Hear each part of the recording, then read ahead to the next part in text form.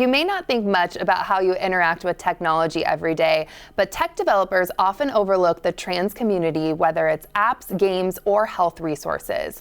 Oliver Haimson is the author of the new book, Trans Technologies, a groundbreaking study on the tech that's addressing the unique needs and challenges faced by trans folks. And Oliver joins me now. Thank you for being here. Yeah, thank you so much for having me. Oh my gosh. So to get started, what would you say are the major challenges trans people face with technology that some of us might not realize? Yeah, there are really so many. So all of the mainstream technologies really were not built with trans people in mind. So sometimes that means that systems, let's say, to change your gender or your name on identity documents, those really were not built for people who are changing their name or gender.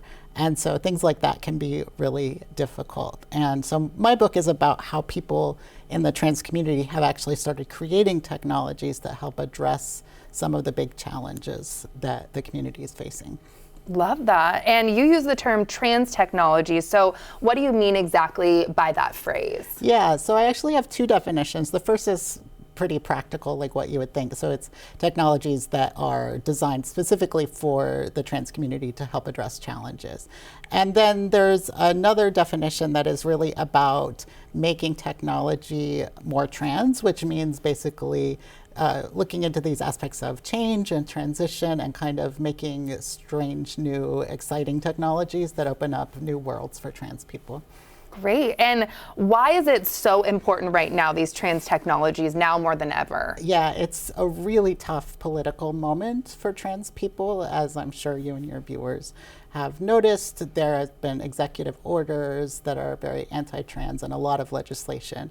And so there are a lot of technologies that people have been creating to help address some of these challenges, whether it's apps to connect people who can provide support with people who need support in different ways, or resources that are listing some of the legislation or saying which states may be safer or less safe. Definitely. And you feel it's especially important to center community in trans tech design. Is that correct? Yes, exactly. And yeah, because the people who are designing and building technologies, they tend to be the more well-educated, more higher socioeconomic status people in the trans community, more likely to be white. And it doesn't really represent the whole community. And so sometimes the needs of the people in the community are not always met by the technologies that are being built. And so I'm arguing that if we take a more community-based approach, then that is the way that we can actually address the most important and the most dire challenges. Definitely. And you often say sometimes that trans technologies are short-lived. Why is that, and how can we make these more sustainable? Yeah, that's something that I'm really concerned with, because a lot of times people just have so few resources, so little time. People are doing this in their spare time after work, after working a full-time job. They often don't have any funds attached to it.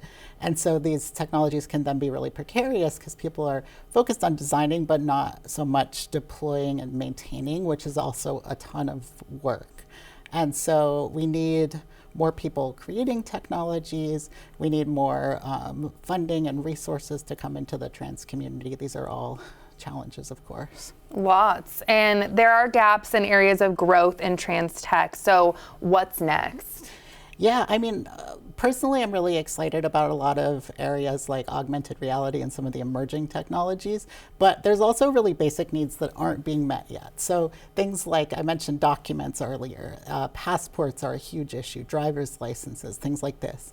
And there currently aren't any trans technologies that are addressing these particular needs. So I would really love to see some in that space. There's also, of course, violence. That's a huge problem in the trans community.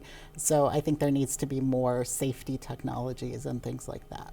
And what's the hope for the takeaway when someone reads your book?